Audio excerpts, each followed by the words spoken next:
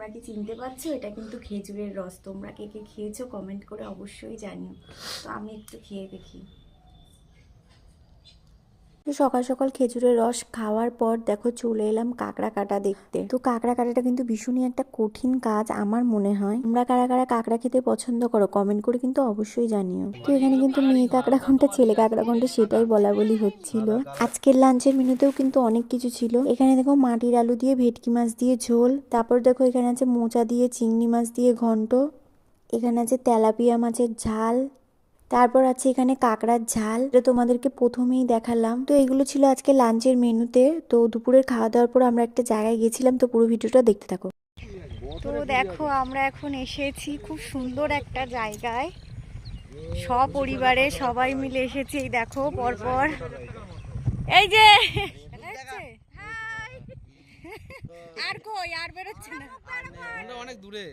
চলো তো তোমাদের সঙ্গে পুরো জায়গাটা দেখাচ্ছি, দাঁড়াও। দেখতে পাচ্ছ জায়গাটা কত সুন্দর, চলো তোমাদেরকে ভালোভাবে একটু দেখাই।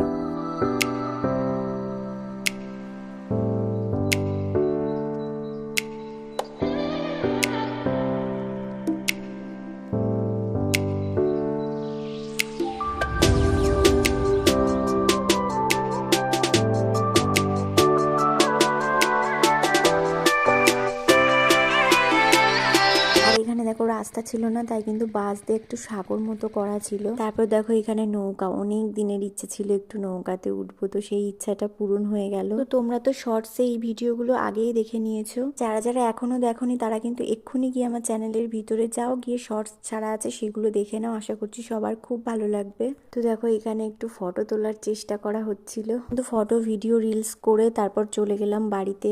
আর বাড়িতে এসেই কিন্তু সন্ধ্যাবেলা খেয়ে নিলাম গরম গরম চিকেন পকোড়া, আর সাথে ছিল কোল্ড ড্রিঙ্কস। তো কোল্ড ড্রিঙ্কসটা আমার দিদি আর দাদা মিলে সার্ভ করছিল।